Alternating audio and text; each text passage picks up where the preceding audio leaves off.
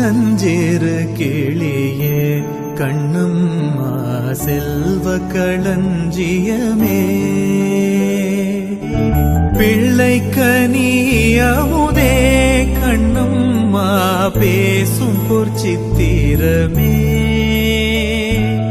அள்ளி அணைத்திடவே என் முன்னே ஆடி வரும் தேரே ஓடி வருகையிலே கண்ணம்மா